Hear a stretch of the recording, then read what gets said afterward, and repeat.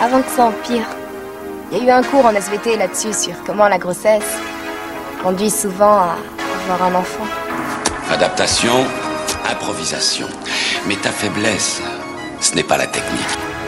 À l'occasion, je vous mettrai un petit coup de polish. T'es sûr de ce que tu fais? J'ai des fiches très détaillées sur l'anatomie humaine. Je m'en doute. Ça fait de vous un tueur plus efficace, n'est-ce pas? Exact. Non mais t'es fou, pourquoi tu hurles comme ça? Toutes les 5 minutes, il y a une bombe ou je ne sais pas quoi. Bonjour à tous et bienvenue dans notre podcast consacré sur les news ciné, sinon rien, avec moi pour m'accompagner, Mas. Bien, bonjour tout le monde. Et Gino. Salut à tous. Le principe de l'émission est simple, on commentera les news de ces dernières semaines, on en débat ensemble dans les cases commentaires afin que vous puissiez également vous exprimer, nous y répondrons avec plaisir. Les bandes annonces, Avatar 2 et le cinéma est-il devenu trop cher, ça commence maintenant. Commissaire, on nous communique que la police a découvert que la victime du second meurtre portait le même nom que la femme tuée ce matin. Monsieur le commissaire, est-il exact que ces deux meurtres ont été commis dans le même ordre que l'annuaire? Alors, première news, la bulle, donc un faux Jurassic Park façon Netflix. Dans ces nouvelles images, nous y retrouvons les acteurs de la fausse bande-annonce de Cliff B6, mais cette fois-ci sur le plateau de tournage. Entre autres, les acteurs Karen Gillan et David Duchovny sont donc tous réunis pour la fabrication d'un long métrage en pleine période pandémique. Judd Apatow s'amuse ainsi de cette situation surréaliste où l'intégralité d'une équipe d'acteurs et de techniciens doit faire face à la maladie, aux masques et aux tests antigéniques. Le film sortira le 1er avril prochain sur Netflix. Messieurs, qu'est-ce que vous avez pensé de la bande-annonce? Ah, Gino, allez, lance-toi. Oh mon Dieu. Eh bien, écoute, cette bande-annonce, j'aurais préféré ne pas la voir du tout, tu vois. Non, franchement, bon, ça fait un peu facile de cracher sur Netflix, mais le scénario m'emballe pas, quoi. Tu vois, c'est ok, un tournage d'un film pendant le Covid, ça me fait penser un peu au film que David Boone, je crois, a fait aussi. Et puis même, il y a eu un truc pendant le tout premier confinement, je crois. Vous avez surfé sur la vague confiné, je crois que ça s'appelait. Bref, non, franchement, moi je trouve que c'est du film un peu pas d'anticipation, bien le contraire, mais d'opportunisme. Voilà, c'est un film d'opportunisme. Vas-y, on va faire un truc sur le Covid-19. Ça va peut-être faire rire les gens. On va montrer un peu le côté les fonds verts, tout ça, les captions, les motion capture et tout. Non, franchement, je me suis pas retrouvé emballé là-dessus. Ça se veut potache, certes, mais honnêtement, pas à mon goût. Enfin, du moins, j'ai pas été emballé par la bande-annonce, ça me donne pas du tout envie de voir le film, quoi. Je sais pas ce que vous en avez pensé, mais moi, alors là, à première vue comme ça, je suis pas client, quoi. Et puis avec les running gags sur Benedict Cumberbatch, c'est bon, quoi. Fermez les gueules, faites-nous quelque chose de créatif plutôt que nous balancer des conneries comme ça. Voilà. Donc, je sais pas ce que t'en as pensé, toi, Meus ou Gauthier, c'est qui veut prendre la parole, mais moi, pas emballé du tout. Histoire de... Bah, écoutez, moi, je vous dirais que, quand je vois le casting, je me dis ça a l'air sympa, mais encore une fois, le casting c'est souvent un truc pour appâter, et puis derrière, c'est pas ça qui fait la qualité du métrage, on le sait bien. Bon, il y a un truc qui m'arrête toujours, de toute façon, dans ce genre de situation, quand je vois encore une fois que c'est estampillé Netflix. Je suis toujours méfiant sur les films Netflix, parce que jusqu'à présent, ça m'a rarement emballé, et là, ça fait pas exception. Pourtant, ouais, David Duchovny, tu vois, ça me fait plaisir de pouvoir le revoir. En tout cas, on en a vite fait parler avant d'enregistrer. Je me suis rendu compte qu'il était encore vivant, quoi. Oui, il est encore vivant, pareil, tu vois. Pourtant, il a fait quelques trucs quand même sympas ces dernières années. Ouais. Oui, mais je pense moins souvent que vous Oui, après Californication, pour moi, c'était la dernière référence que j'avais de lui, tu vois. Oui. Disons que. Ouais. Non, mais après, tu vois, moi j'aime beaucoup ce que, même dans le ton du film, là, qu'on voit, très très très vite fait. Hein. On en a parlé avant d'enregistrer. Ça me faisait vite fait penser à Évolution, ce qu'on disait. Ouais, donc, un petit peu. Il y a un air d'évolution dedans. Je pense que c'est pour ça qu'ils ont pris David Duchovny. Oui. On va pas se mentir. Avec les monstres, là. De même que Jumanji pour Karen Gillan. Tout à fait. Pareil, hein. Complètement. C'est le côté un peu aventure, un peu machin. Ouais, c'est ça. C'est ça. Donc du coup, Ouais, ça m'emballe pas plus que ça parce que bon, ça a l'air fait correctement, mais bon, est-ce que ça allait être encore une fois, comme je dis tout le temps, un produit plus qu'autre chose. Mais après, faut juger le film pour ce qu'il est. Hein, voilà, pourquoi pas, ça peut être un divertissement honnête, ça se trouve, mais voilà, mais je suis pas plus emballé que ça, un peu comme toi, Gino, mais peut-être pas aussi méchant quand même, enfin méchant. Ouais. On va dire pas aussi cruel. Je sais pas D'accord, méchant, je peux paraître méchant, mais quand à l'époque on voyait les bandes annonces, je sais pas, dans la notice, il semblait y avoir un minima un scénario, quoi, tu vois, semblait-il. Et on l'a découvert que non. On a découvert que non par la suite. Bon, voilà, ça c'est. Mais je veux dire, au moins la bande annonce, elle donnait envie de dire, allez, enfin envie, si t'avais un grand mot, mais donner plus d'attrait sur le fait de dire, allez, est-ce que je vais consacrer 2 heures de ma vie à regarder ce truc-là. Ouais. Là, honnêtement, ça me donne pas du tout envie, quoi. Mais bon, disons qu'on a du mal à savoir, par rapport à la bande-annonce, c'était quoi le scénar à la base, c'est quoi le projet derrière. Parce que je reconnais pas trop Judd Apatow, justement, son humour, tout ça, un peu gras parfois. Là, on le ressent pas trop. On a l'impression que c'est un peu comme, je vais citer un autre film, mais un peu comme Tonnerre sur le Tropique. Tu sais, qui a été fait un peu à l'arrache et tout ça. C'est vrai. Tu sens que c'était pas le projet initial et que ça s'est transformé à cause de la pandémie. Je sais pas ce que vous en pensez, mais je ne comparerai pas à Danny Boone quand même, faut pas déconner. Mais tu penses si c'était parti à l'idée sur le truc des dinosaures, tout ça, tu penses que c'était leur idée initiale? C'est possible. Je sais pas. Là, comme ça, je dirais que c'est possible. Tu sais, et puis qu'ils l'ont transformé en disant, de toute façon, on pourra jamais faire le film parce que les techniciens sont tous confinés. C'est mort, donc on fera avec le minima et si on faisait un film totalement barré à la Judd Apatow, justement.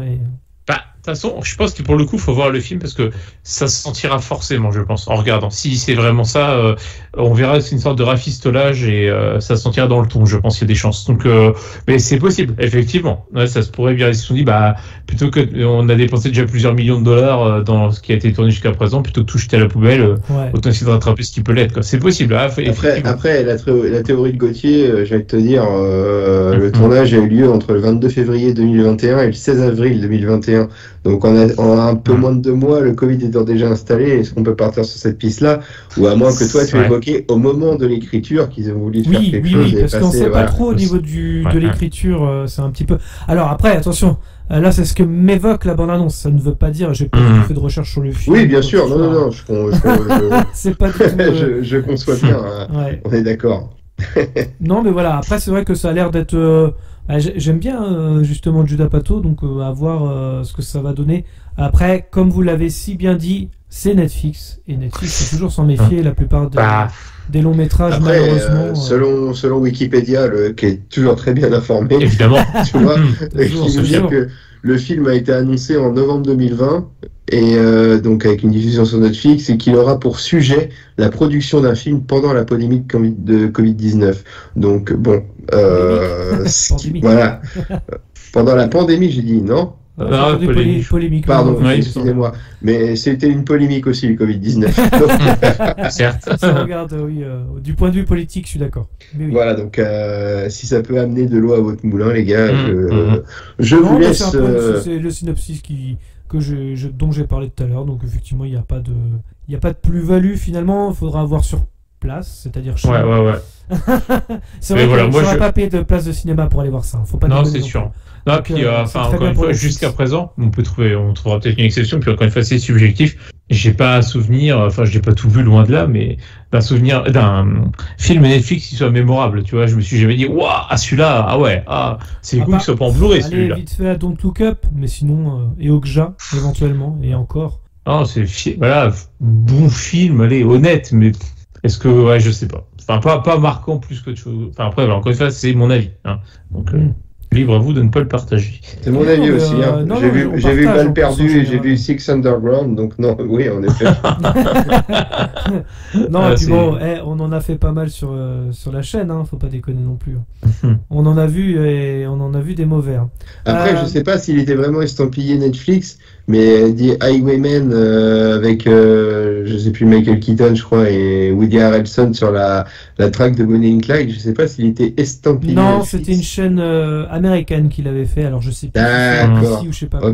Mais c'est Netflix après qui a récupéré Ok, parce que j'avais découvert sur Netflix, mais je sais pas s'il était estampillé Netflix, et celui-là, j'avais trouvé plutôt pas mal, donc, mais voilà, d'accord. Ceci expliquant peut-être cela. Non, mais là, si on parle de, effectivement, moi, j'en ai que deux, moi, qui m'ont marqué, par soit leur scénario, soit leur mise en scène. Oui, c'était Okja. Et Red Notice. Et pas Red Notice, non. Faut pas dire Army of the Dead. Non plus. Army of the Yes aussi. Non, et donc Look Up d'Adam McKay, mais c'est parce que je pense qu'il y avait des réalisateurs donc derrière. Donc Look Up était pas trop mal, ça va. Ouais. Mais c'est les seuls qui m'ont marqué. Ça en fait que 2, hein. Et pourtant j'en ai vu pas mal, hein. Mine de rien. Donc ça a du temps à perdre, toi. C'est que dalle, finalement, ça va dans le sens de... T'aimes te faire du mal, toi, hein. Ouais. Du côté SM, là. Ouais, bon, en même temps, hein, faut bien s'occuper. On va passer à la deuxième news. Il s'agit d'Avatar 2, et oui, on sait que l'histoire se déroulera à une dizaine d'années. Après les événements du premier film, le couple de tourtereaux bleus, vivant paisiblement sa vie sur Pandora, devra la quitter à l'approche d'une menace humaine.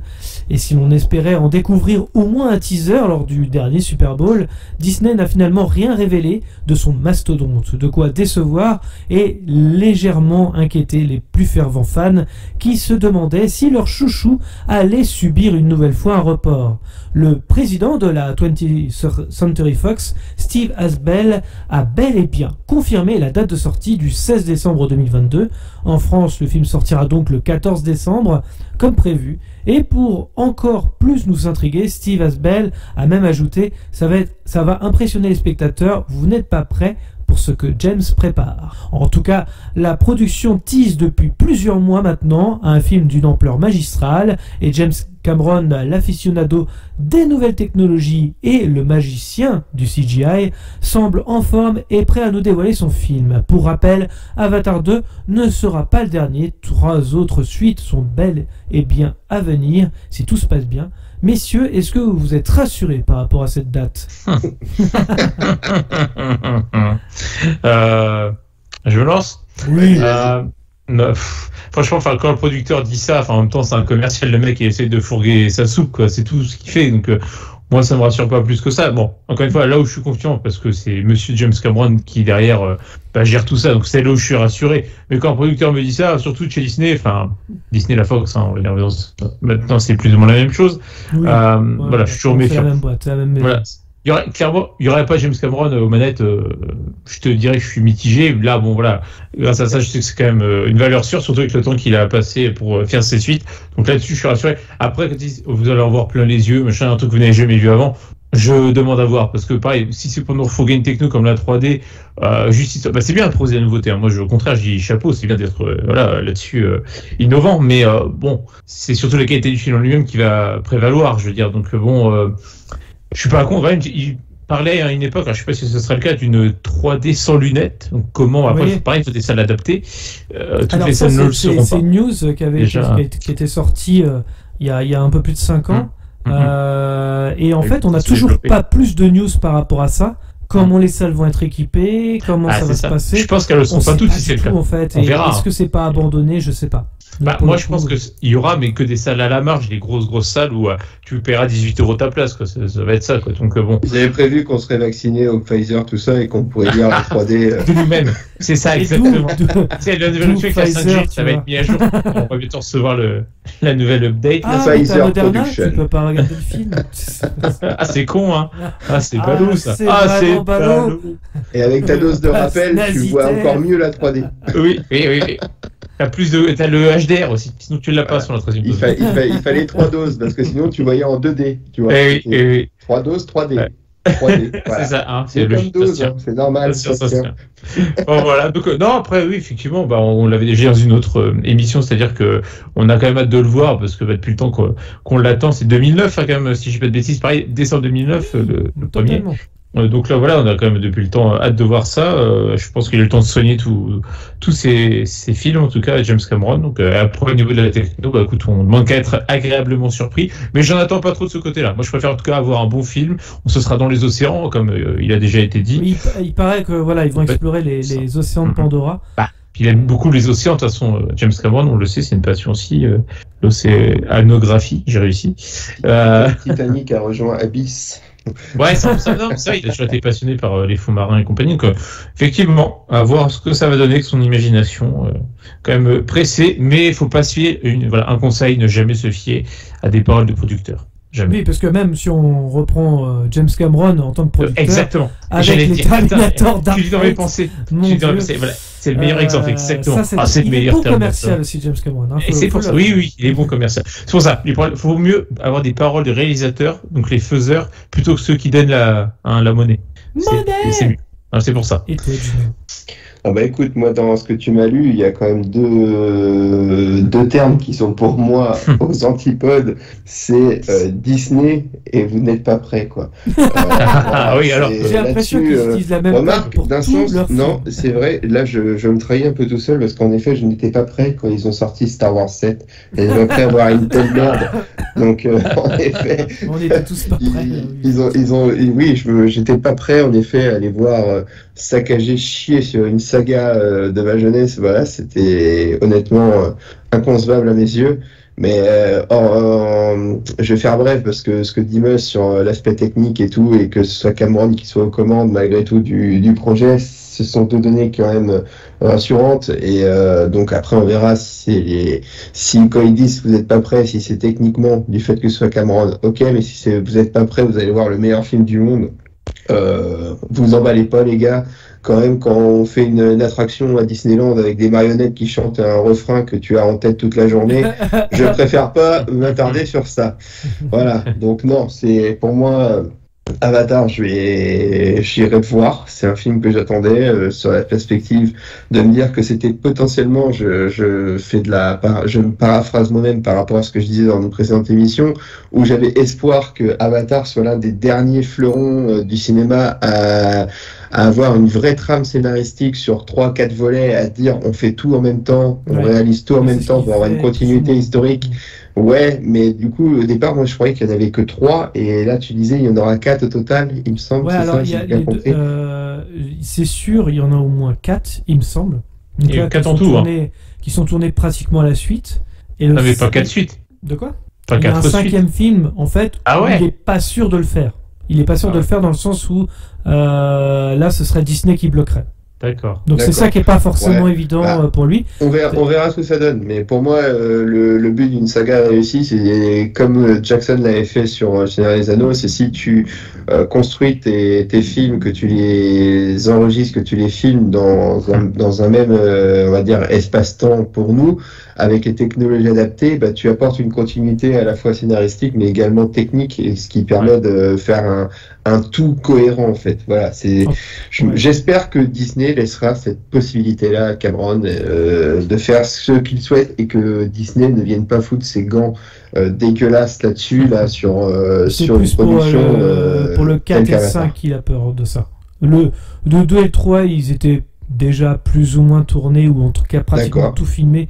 Ouais, Le tournage est terminé il n'y a pas très très longtemps, tu vas me dire, mais c'est quand même le gros du travail était déjà fait, quoi. Ouais, bon le 4 pour le 2 et le 3 en tout cas. Le 4 ou 5, ils vont demander à Jon Favreau ou à Ron Howard de tourner ça, quoi, tu vois. Je crois qu'il a quand même fait attention aux droits d'auteur, James Cameron. Oui, c'est lui qui écrit les films en plus. Ne t'inquiète pas qu'il va pas le donner à n'importe qui, et même si Disney est propriétaire du truc, quoi. Entre guillemets. Non mais voilà, après le film, on verra ce que ça donne. Si c'est vraiment l'intention de Cameron qui est respectée, ça sera un super film. Sinon, au cas où, ce sera une belle merde estampillée Disney, quoi. Voilà. Je t'ai dit, vu que ça avait été fait dans la tête de Cameron avant que. Oui, c'est ça qui me laisse un peu, confiant, qui me fait rester confiant. Il n'y a pas que Disney derrière, hein. Il y a sa boîte de prod aussi, hein. Ouais, c'est pratiquement lui qui a donné tout le pognon, hein. Ah ouais. Faut pas oublier ça aussi. Mais heureusement qu'il a une certaine indépendance, même s'il est sous le giron Disney, du coup, malgré lui. Mais bon, Skydance, ça c'est ça Ouais, c'est ça, ouais. Et c'est sa boîte de prod qui a pratiquement tout financé. Donc, franchement, il a, je pense, 100% de créativité dessus, hein. En toute honnêteté, hein. Vu comment c'est produit. Tant mieux. Ouais. Tant mieux. Après, moi, je m'attends quand même à être époustouflé. Alors, pas que sur le côté scénario. Parce que le côté scénario, c'est possible que ce soit lambda, attention. Hein. Mais c'est le côté, ouais, comme on disait, technique, parce que déjà que le premier était assez fou et vieillit encore très bien, même quand tu le vois aujourd'hui, qui dépasse même certains films de 2021-2022. J'attends à être ébloui techniquement aussi. Là, pour le coup, je vais attendre un peu plus de ce côté-là. Pareil, ouais, pareil. Enfin, après, moi, sur tous les sujets comme ça, j'essaie de ne pas mettre ma barre, comme je t'ai déjà dit, trop haute, parce que c'est mieux d'être déçu. Bah oui. Mais c'est sûr qu'après 13 ans d'attente, en plus, voilà, le côté, on est toujours aussi d'amener une nouvelle techno aussi en même temps au passage. Voilà, le temps qui s'est écoulé, tu te dis, bon, on attend quand même on est en droit d'attendre de la qualité à tous les niveaux. Ça, c'est clair et net. Ouais. Mais comme je dis, bon, Cameron, normalement, je pense pas qu'il va nous faire autant. C'est un avant-gardiste un peu dans. Ouais, c'est ça. Voilà, parce que, mine de rien, quand tu regardes ces films, moi, il y en a 3 qui me viennent comme ça en tête. Avatar, forcément, Terminator 2, notamment, et puis Titanic. C'est quand même des films qui oui, je sais, mais je veux dire, ces 3 films-là qui, pour nous, qu'on a vu jeunes, Titanic, Avatar et Terminator 2, c'est des films qui restent techniquement, d'un point de vue esthétique aussi, intemporel, et ça marche bien. Je veux dire, même si l'histoire du Titanic, elle est bateau, rasoir, à souhait, ce que tu veux, t'en prends plein la vue, quoi. C'est du grand spectacle au niveau de l'imagerie, quand même. Ouais, voilà. Mais même c'est bien écrit, hein. L'histoire d'amour, elle fonctionne, hein, quoi qu'il arrive. Hein. On peut pas nier que t'es pris de A à Z dans cette histoire-là. Ça, je suis d'accord. Et 3h20 qui passent nickel, quoi. Tu sens que c'est pas le genre de réalisateur qui est en galère pour tourner un Venom 2, tu vois, c'est pour... c'est sûr. Et tu l'as pas vu, Gino, tu l'as pas vu. Je sais que tu réclames un podcast, mais quand même. Non, c'est bon. J'ai assez vu de commentaires négatifs sur YouTube pour savoir que j'ai bien fait de ne pas y aller. Et puis encore, hein, t'as pas vu le film. Hein. C'est encore pire que ce qu'on croyait. Un mus. Oui. Ah non, mais franchement, c'est les mots me manquent. Hein. Je crois que là, on s'attendait à une merde, mais là, à ce niveau-là, c'est pas écrit, c'est nul. C'est incroyable. Même nous, en tant qu'amateurs, tu nous donnes le budget du film, je pense qu'on peut faire mieux. Sincèrement. Oui, complètement. Sans problème. Vraiment, sans se jeter les fleurs. Enfin bref. On va passer à une nouvelle news également, c'est le nouveau La Planète des Singes. En avalant le catalogue de la Fox, Disney a digéré et évacué plusieurs projets nés sous l'ancien pavillon comme Les Nouveaux Mutants ou X-Men Dark Phoenix. Si le public a déjà eu le droit à un remake peu inspiré du film de Noël culte Maman j'ai raté l'avion, que nous avions aussi chroniqué ici sur la chaîne, la compagnie aux grandes oreilles prend davantage son temps pour sa nouvelle adaptation de La Planète des Singes. La précédente trilogie ayant rapporté près de 1,6 milliard de dollars au box-office mondial, officialisé en décembre 2019, le projet n'avait cependant plus donné de nouvelles depuis août 2020 et l'annonce du réalisateur Wes Ball, je sais pas comment on dit, à qui on doit la trilogie Le Labyrinthe. Pour l'instant, de quoi? tu dis comme tu veux pour le nom du réalisateur. Wes Ball, on va dire Wes Ball. Pour l'instant, il est encore difficile de savoir s'il s'agira d'une suite officielle à La Planète des Singes Suprématie de 2017, ce qui paraît pour l'instant peu plausible, un redémarrage complet de la franchise ou un spin-off se déroulant dans le même univers que les films de Rupert Wyatt et de Matt Reeves, qui devrait être occupé avec Batman pendant encore quelques années. Messieurs, contents de ce projet en préparation, quel est votre rapport à la saga? Dites-nous tout. Oh la vache, là c'est dur la question. Là, je crois que tu as dit le terme. Disney, digère, avale ou recrache le catalogue de la Fox là. Ah bah oui, c'est ça. Il y a beaucoup d'étrons. Hein. Alors attention, hein, là on parle de La Planète des Singes, mais dites-vous qu'il prépare aussi un nouvel Alien. Alors je sais plus par quel réalisateur, mais Yes Man. Ouais, non, c'est celui qui avait fait Don't Breathe, je crois. Ah oui. Voilà, ça vous donne une idée de...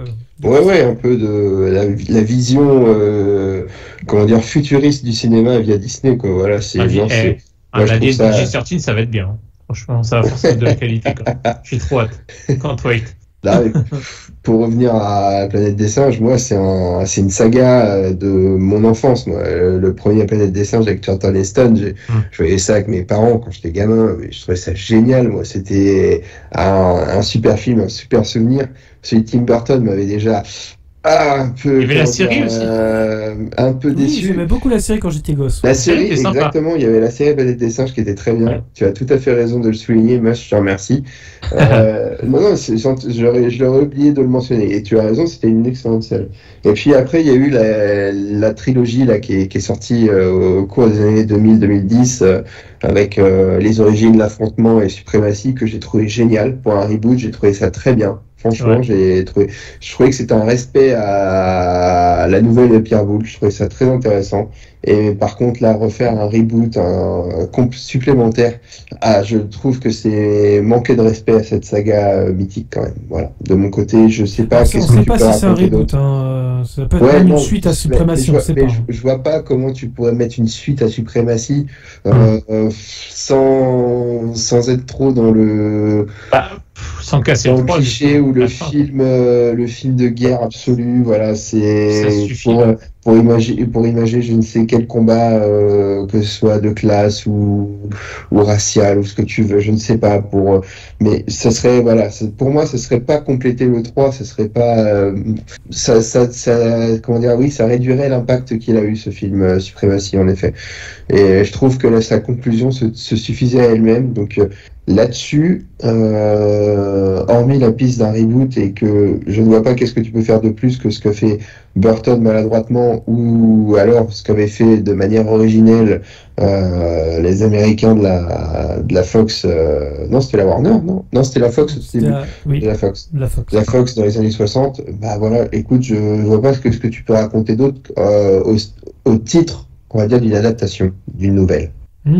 Voilà, c'est mon avis, mais Moi, écoute, je vais rebondir sur ce qu'a dit Gino et je vais dire un peu la même chose. C'est-à-dire que effectivement, j'aime beaucoup la saga en elle-même.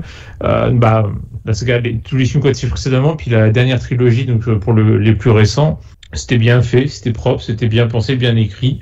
Donc c'est 3 films qui se suffisent eux-mêmes, qui se suivent bien, qui sans être du copier-coller les uns des autres. Donc là-dessus, c'était quand même bien. Parce que c'est pas évident. Si je peux me permettre de rebondir sur ce que tu dis, Mus, je trouve que justement on va dire le reboot d'une certaine manière qui a été fait ces dernières années, ça a permis de remettre au goût du jour la planète des singes sur la dernière décennie. Et je vois pas quel est l'intérêt de la rebooter à cet instant-là. Alors, encore une fois, on ne sait pas si c'est un... Exactement, mais pour moi, je vois pas ce que ça peut être d'autre qu'un reboot. De passer dans les mains de Disney, compliqué, quoi. C'est pas impossible. Bon, on va voir, on va attendre d'en savoir plus, effectivement. Mais effectivement, je suis comme toi, c'est un reboot. Bon, surtout que la dernière, du coup, trilogie est quand même très récente, c'est le mot qu'on puisse dire. Elle est quali, voilà, et puis oui, elle est quali, de 2017, le dernier. Ouais, bon, c'est est-ce ça. que c'est, enfin, ça se trouve, c'est ce qu'on disait, c'est peut-être la suite de celui de 2017 en refaisant quelque part celui des années 60 indirectement. Je sais pas s'ils vont faire ça ou voilà, pour que ce soit la boucle qui est bouclée dans cet univers-là, sachant qu'on voit Charlton Heston dans le premier, donc j'ai un petit doute quand même. Ça ira à l'encontre, je pense, de ce qu'ils avaient construit entre guillemets dans le premier film. Je suis assez d'accord sur pas mal de choses aussi. Notamment la trilogie et même les anciens films. Ils apportent tous quelque chose en fait. Complètement. Des films qui étaient ric-rac pour ceux qui n'ont pas vu, aller voir Durandal qui avait fait toute une rétrospective sur la vieille saga qui, comme quoi à partir d'un scénar béton mais avec un budget d'un film fauché comme les blés, où ils ont réussi à faire une œuvre, même un chef-d'œuvre qui a marqué une époque, quoi. Pour les premiers films de science-fiction de l'époque, je trouvais ça vraiment admirable. Et honnêtement, là pour moi, ce que fait la Fox, si leur intention, enfin pas la Fox, pardon, mais Disney, si leur idée c'est de recycler tous les films de la Fox, merci de la créativité, quoi. Je vois pas l'intérêt, quoi. Moi c'est pareil, je suis un peu comme toi, c'est-à-dire que moi ce qui me fait peur, c'est effectivement, c'est encore une fois, comme avec Star Wars, on a les droits, donc faut qu'on l'utilise en fait. Le problème c'est qu'on n'a pas d'idée, alors je m'en fous, faites quelque chose. C'est ça, en gros c'est ça. Moi j'ai peur de cet effet-là comme Star Wars, du coup un film qui va être propre, encore une fois techniquement sans problème, mais qui va être vide, en fait, creux, qui va rien apporter, quoi. En fait, il sera pas marquant, et du coup, quel intérêt de faire un film si c'est pour faire, c'est jamais intéressant. De toute façon, on le voit dans le résultat à la fin. Donc, on verra, on va pas crier avant d'avoir mal. Et moi, j'ai vraiment la peur que ce soit la stratégie de la Fox, pas de la Fox, de Disney, du coup, en l'occurrence, d'à chaque fois récupérer les films, tu vois, comme Alien, on va avoir parlé avec Predator, etc. Après, ils peuvent faire des bonnes choses, mais je veux qu'ils fassent des films, moi, s'ils ont une idée de scénar concrète. En fait, c'est ça qui doit motiver le projet. C'est pas de se dire, on va le faire parce qu'on peut. Non, on va le faire parce qu'on a des idées. C'est ça aussi. Est-ce que c'est ça, tu vois, il y a la stratégie là, parce que je repense à ça, parce que Warner a sorti un article aujourd'hui pour dire que justement, là notamment avec ce qui se passe avec The Batman, on fera appel qu'à des réalisateurs de talent pour faire les films. Bon les gars, déjà d'une part, c'est bien de se réveiller maintenant parce que on a bouffé du truc générique déjà. Et Disney est en train de... Bonjour James Gunn. Oui, bonjour James Gunn. Mais après c'est pareil, est-ce que Disney va pas aller dans cette optique-là par la suite parce qu'ils voient quand même que aujourd'hui leur truc ça va pas forcément faire recette tout le temps quoi. Non, ça le fait actuellement, mais on revient sur un truc qu'on a déjà dit aussi, c'est que plein de fois dans l'émission, c'est-à-dire que maintenant faut faire donc de l'oseille, il faut faire du contenu, donc c'est plutôt à la chaîne, tu vois, on sort un film ou voire 2 films par an minimum, etc. Alors qu'on en revient à l'époque par exemple, des Batman de Nolan, entre The Dark Knight et The Dark Knight Rises, t'as 4 ans. Tu vois, il prenait le temps, il laissait faire, il laissait mijoter, il laissait le temps même réalisateur de refaire un film autre sur notre sujet entre deux, etc.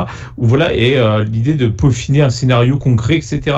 Qui est pas parfait forcément. Je pense à Rises évidemment, qui est pas parfait, mais voilà, au moins laisser le temps de faire. Alors maintenant, faut qu'on fasse plus vite que la concurrence limite. C'est toujours plus que notre saga avance plus vite. Bah non, en fait, non. Justement, faut que ce soit pour moi. Encore une fois, mon côté vieux con, je garderai toujours ça en moi. Pour moi, un film, justement, quand c'est un personnage, en tout cas une thématique connue et appréciée du grand public, il faut que ce soit un événement. Et pour que ce soit un événement, il faut que ce soit aussi espacé dans le temps. Il faut que laisser le temps à la mayonnaise de monter, quoi, quelque part. Tu vois.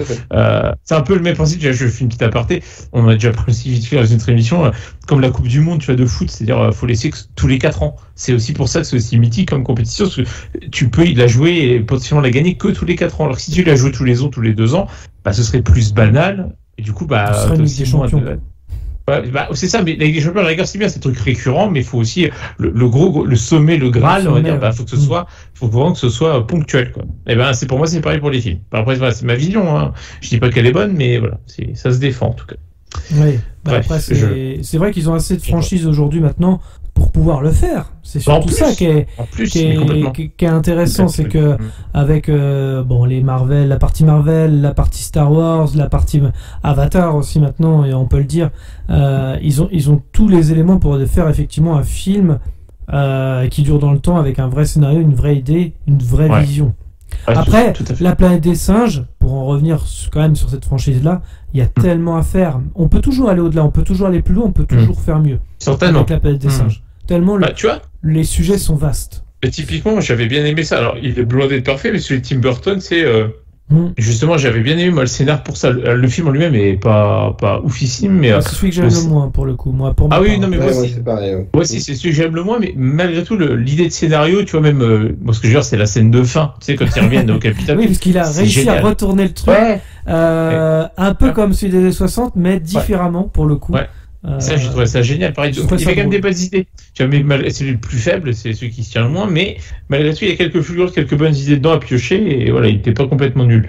Donc, enfin bref, en tout cas, c'est sûr, c'est que cet univers, il y a des choses à développer, mais voilà, j'espère vraiment qu'ils le font parce qu'ils ont des idées à proposer et pas juste parce qu'ils ont les droits, quoi. C'est juste ça. Ouais, moi je pensais que vous alliez me parler du réalisateur, qui est banal, mais bon. Comme vous voulez. Non, après à voir, parce que c'est pas non plus un pédigré. Don't Breathe, j'avais bien aimé, pour le coup, je trouvais ça. Bon, on l'avait regardé ensemble d'ailleurs à l'époque. Le labyrinthe. Don't Breathe. Don't Breathe. Don't Breathe, c'est le réalisateur du prochain Alien, pardon. Autant pour moi. Et là, c'est le réalisateur du labyrinthe. Ah oui, labyrinthe, oui, du coup, non, ça me laisse encore moins optimiste, du coup, forcément. C'est intéressant de Don't Breathe. C'est pour ça que je trouvais ça bizarre que vous en parliez pas. Non, encore plus, du coup, ça va sûrement pas. Pour le coup, je peux me tromper, je connais même pas son nom, donc je vais rien dire sur la personne. Le labyrinthe, après voilà. Le 2 était sympa. La littérature jeunesse comme ça, écoute, il en a fait une adaptation plus qu'honorable, je trouve. C'était du déjà vu, on va dire, parce que t'as Hunger Games qui était sorti peu de temps avant, donc on a surfé là-dessus. Il y a beaucoup de films, Divergence. Voilà, Divergence, je crois que ça vient après le labyrinthe, si je dis pas de bêtises. Divergence. Ah ouais, d'accord, autant pour moi. Mais le labyrinthe, sur le principe, j'ai trouvé ça plutôt bien fait. Mais oui, comme t'avais ça va pas celui avec David Bowie. Non, mais après, voilà, sur sa manière de réaliser, je trouve que c'est propre, mais bon, si sur un travail d'adaptation, il peut s'en sortir du coup, mais est-ce qu'il serait à la hauteur de ce qui a été fait auparavant? Ça, c'est autre chose. Ouais. Tout à fait. Eh bien, on va passer à une autre news. On va parler de Mad Max, le prochain film de George Miller. Alors qu'un film Mad Max Fury Road était une claque monumentale, le spin-off de ce 4e volet, Furiosa, donne également de ses nouvelles. Centré sur l'histoire de la fameuse Furiosa, le préquel, toujours dirigé par George Miller, on l'a dit tout à l'heure, réalisateur des précédents volets, reviendra plusieurs années dans le passé avant même sa rencontre avec Mad Max et sa trahison. Alors qu'il avait été annoncé au casting du film il y a plusieurs mois, Chris Hemsworth interprétera normalement le grand méchant du film. Quant à Anya Taylor-Joy a été annoncée pour reprendre le rôle de Furiosa dans le préquel. Avec son personnage de Furiosa, donc Chris Hemsworth devrait donc jouer un rôle aux antipodes des films précédents, qui lui était habitué au rôle de beau gosse un peu bourrin, comme dans Men in Black International ou encore SOS Fantôme, et bien sûr dans les Marvel où Thor intervient. Donc Chris Hemsworth pourrait donc interpréter Dr. Dementus, un méchant au visage scarifié d'une beauté à couper le souffle. Le film annoncé en octobre 2020, qui devrait sortir en 2023 avant d'être repoussé en 2024, est toujours en pré-production. En attendant de découvrir Chris Hemsworth dans Furiosa, on aura le temps de le voir dans le nouveau Thor. Messieurs, qu'est-ce que vous en pensez? Eh bien, c'est typiquement ce qu'on disait tout à l'heure pour la planète des singes. Voilà une saga qui a pris le temps de se renouveler. Mad Max. Complètement. Franchement, voilà, complètement. C'est vrai. Tu vois, comme c'est que des infos, je me suis dit, tiens, ça se trouve, il y a des youtubeurs qui vont en parler ou quoi que ce soit s'ils l'ont vu passer sur YouTube. Et non, j'ai rien trouvé là-dessus. Et par contre, ça m'a donné envie de revoir la bande-annonce de Mad Max Fury Road juste avant.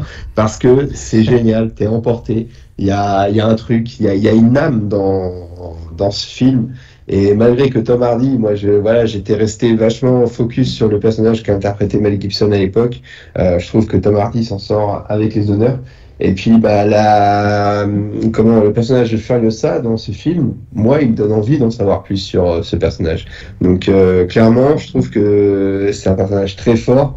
Donc, ouais, il y a certainement 1001 histoires à raconter là-dessus, mais j'espère qu'on va pas en faire un personnage trop caricatural. Voilà. Mais honnêtement, après, est-ce qu'on sait, je sais pas si tu l'as dit, est-ce que c'est Miller qui est sur le projet ou pas? Oui, c'est toujours lui. Bon, dès qu'il a fini en fait Mad Max Fury Road, c'est vrai que le personnage de Furiosa en fait. T'as un papy, je sais plus, c'est un octo ou un nonagénaire, mais putain, le mec est toujours à motive et c'est fou les images qu'il produit. Hein. Ah ouais, mais c'est dingue. C'est vrai. C'est dingue parce que tu vois, t'as des images réelles, mais l'essentiel de Mad Max, c'est quand même fait en studio, mine de rien. C'est quand même ouf la qualité d'image qu'on a dans le film. Tout à fait. C'est assez impressionnant. D'ailleurs, la plupart des réalisateurs se demandent encore comment il a fait. Mais il a bossé. C'est ça. Incroyable. Après, ils sont. La suite doit vous étonner. Oui, c'est ça. On dit ça, mais lui, George Miller, il a quand même un petit peu le côté entre guillemets carte blanche d'un studio, ce qui n'est pas donné à tout le monde. Tout comme un Christopher Nolan, tout comme un, tu vois, il a un nom qui fait que aujourd'hui, il a plus ou moins carte blanche. Il peut se permettre de mettre un projet sur du long terme. Alors que tous les réalisateurs ne sont pas comme ça, ils sont pris par le temps, ils ont une date de sortie avant même d'avoir un scénario, enfin bref, c'est pas forcément évident pour tout le monde, quoi. Ouais, pour résumer, c'est un projet qui m'intéresse, en effet. Voilà. Si je devais résumer comme ça me parle. Mad Max, c'est une saga qui me parle, donc ouais, je dirais pas que j'ai hâte, parce que c'est un peu loin, mais c'est avec un grand plaisir que je pense que j'irai voir ce film. Et quand il sortira, il y aura, par rapport à Mad Max, je crois qu'il y aura pratiquement 9 ans de passé entre les deux. Avec Fury Road, tu veux dire? Avec Fury Road, ouais. Soyons précis, parce que Mad Max, c'est beaucoup plus vieux, quoi. C'est vrai. Si je chipote un peu, c'est ça. Et toi, Bess, t'en penses quoi, toi? Alors, moi, notez bien la date, parce que c'est très rare que je dise une phrase comme celle-là, mais pour le coup, je suis très enthousiaste à l'idée de ce projet, parce que George Miller déjà toujours, évidemment, comme on vient de le dire. Voilà, le casting, Anya Taylor-Joy, une très très bonne actrice pour le coup, vraiment excellente, donc pour le rôle elle va coller parfaitement, j'ai aucun doute. Et du coup je trouve que c'est très audacieux, j'aime ça, le choix de Chris Hemsworth en tant que méchant, parce que justement, comme tu l'as souligné Gauthier en présentant la news, c'est-à-dire que il a souvent dans ses films, on va pas se mentir, un peu un rôle sur les bords de comic relief, c'est-à-dire le mec un peu beau gosse, baraque, mais en même temps qui est là aussi pour faire de la vanne et tout. Un peu bené aussi, parfois. Ouais, c'est ça, un peu bené. Voilà. Et là, je pense que justement, ça peut être un nouveau rôle pour lui, parce que s'il est joué dans un truc méchant, c'est pour être un vrai méchant, et pas, je pense pas pour faire des blagues. Pour le coup, ça va pas être l'idée de Miller. Et justement, ça va être un vrai nouveau rôle pour lui.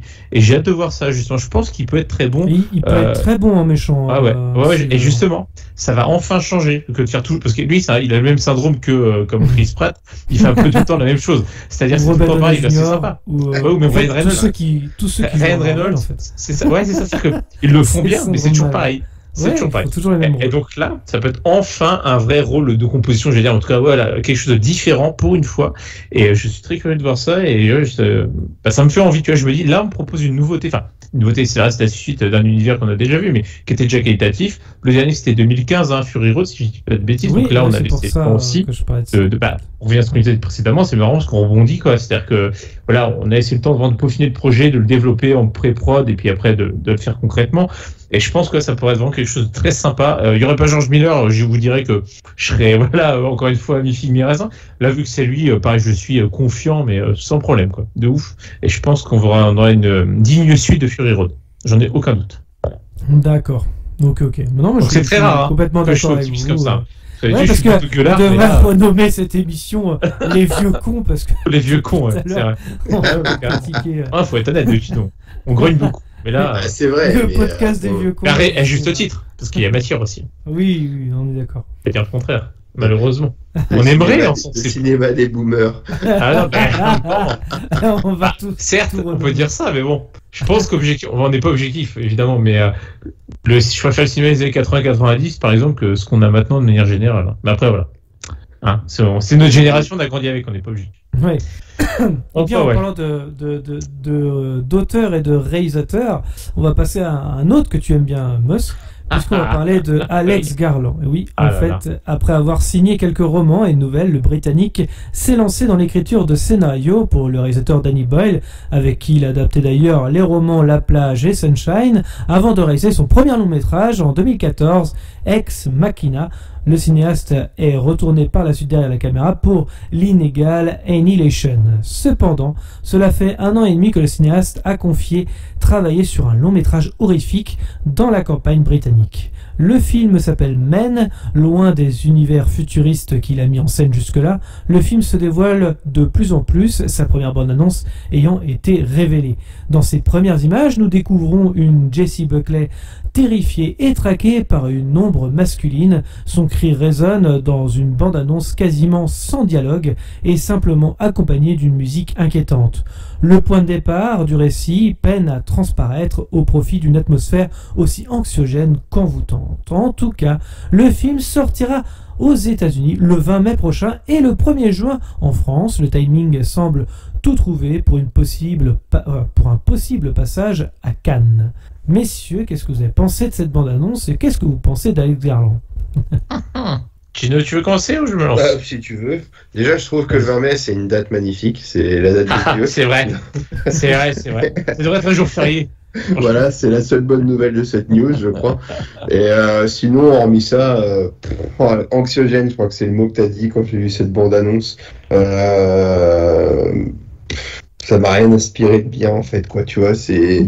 j'en parle presque avec désolation, mais c'est pas mon univers, c'est pas mon style de film. J'ai trouvé ça même d'un chiant à regarder comme bande-annonce. Mais je pense que sur le sujet un peu horrifique où ou thriller épouvante, je sais pas comment on peut le déclarer, mais c'est le genre de truc, moi j'y connais absolument rien parce que ça m'intéresse pas et je suis pas du tout sensible à ce genre de cinéma, mais autant dire que je l'ai trouvé angoissant presque la bande-annonce, mais j'ai pas compris le sens du message en fait, voilà, donc je vais être trop con certainement, mais vu que vous êtes plus intelligent que moi, vous allez pouvoir m'éclaircir mes esprits. Est-ce que tu as déjà vu Ex Machina, Gino, ou Annihilation? Non. Ouais. Commence par là, tu tu verras que pourquoi Men peut-être va peut-être soit t'intéresser ou soit t'as pas envie d'aller le voir. C'est l'un ou l'autre. Ouais. Et toi, Meus? Le problème, c'est, la bande-annonce, quand tu la vois, personnellement, je me dis, ça a l'air super bien filmé. Il y a un jeu avec les couleurs, le contraste et tout, le noir, le vert. Ça a l'air très beau, très bien filmé. Mais comme Annihilation, franchement, c'est de la branlette intellectuelle, ça se sent. C'est-à-dire que ça se prend vraiment pour ce que ça n'est pas. Ça se prend pour plus intelligent que ça ne l'est. Enfin, Alex Garland, c'est intellectuelle. Ah ouais. Non, mais vraiment. Non, mais ça se voit, ça se voit un peu métaphysique, machin, tu sais. Alors qu'en fait, c'est nul à chier, c'est incompréhensible. Ça c'est Annihilation, tu parles d'Annihilation. Mais là, ça me laisse transparaître la même chose, tu vois, quand je vois ça. C'est con parce que sur le style, je me dis pourquoi pas, tu vois. Visuellement, je trouve qu'il y a quelque chose, ça a pas l'air moche du tout, au contraire. Mais dans le propos, tu vois, comme tu l'as dit, Gino, on comprend rien. Alors c'est peut-être voulu et il faut voir le film pour comprendre, justement, j'en sais rien. Mais là, ça m'envoie pas du rêve parce que je sens que ça se prend vraiment, encore une fois, de la part de l'extérieur, ça se prend trop au sérieux, ça se prend vraiment en prout-prout, quoi. Et voilà, donc je suis très très mitigé pour le coup, pour contraster avec la news précédente. Là, je suis pas plus emballé que ça, hein, mais bon, justement, en mettant sa barre d'attente très basse, peut-être qu'en le voyant, finalement, on n'est pas à l'abri d'une bonne surprise, sur un malentendu.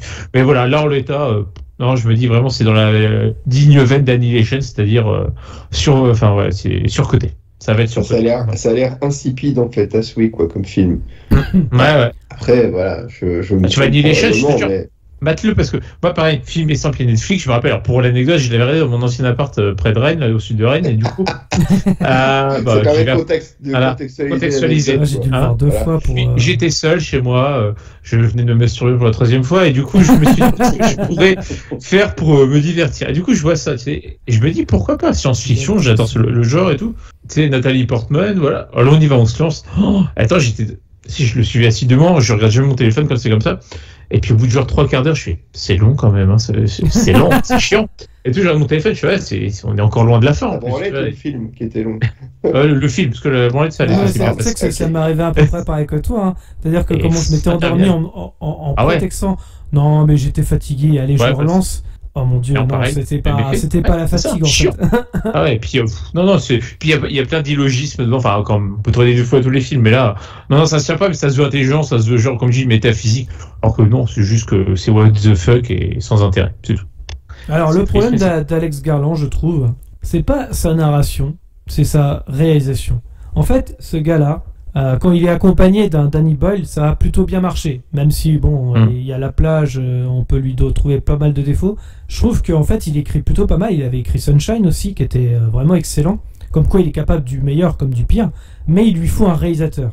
Je crois qu'il a pas de vision de réalisation. Quand j'ai vu Ex Machina, par exemple, pareil, je trouvais que c'est dommage. Il n'y a pas de rythme, il n'y a pas de... Enfin, ça manque de quelque chose. Il n'y a pas de... en fait, ce qui veut dire c'est intéressant, mais il n'arrive pas à l'exploiter dans sa réalisation. Annihilation, c'est ça le problème en fait, je trouve aussi.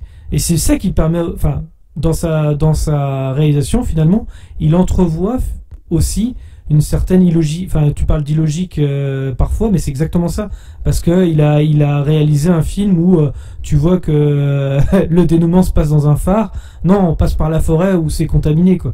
Non, prenez par la mer déjà. Enfin, exactement. Oui, tout à fait. Et tu vois, ça c'est juste de la réalisation. S'il nous avait pas montré le phare au début, tu vois, enfin, ça aurait été différent, quoi. Enfin, il y avait plein de choses à faire dans sa réalisation qui fait qu'il aurait pu justement rendre ça un peu plus logique. Et c'est ça qu'il n'arrive pas à trouver. C'est finalement, en fait, c'est une vision de réalisation. C'est un bon scénariste, mais c'est un mauvais réalisateur. Donc là, je trouve que la bande-annonce est intrigante, mais j'irai pas le voir au cinéma. Je pense pas que c'est un film que j'irai voir au cinéma. Je le regarderai, mais pas au cinéma dans le sens où j'ai pas envie de me faire avoir, j'ai pas envie de m'ennuyer non plus. Je me suis fait avoir avec Ex Machina, qui est quand même un bon film, on va pas se mentir, mais qui est relativement quand même chiant. On va pas enfin voilà, c'est un peu chiant. Par contre, c'est con, j'adore l'actrice Jessie Buckley, que vous avez dû voir dans Tchernobyl notamment, et qui est vraiment une excellente actrice. Elle avait fait aussi un film Netflix l'année dernière qui était pas trop mal, mais qui est malheureusement avec sa fin qui était complètement dégueulasse et débile.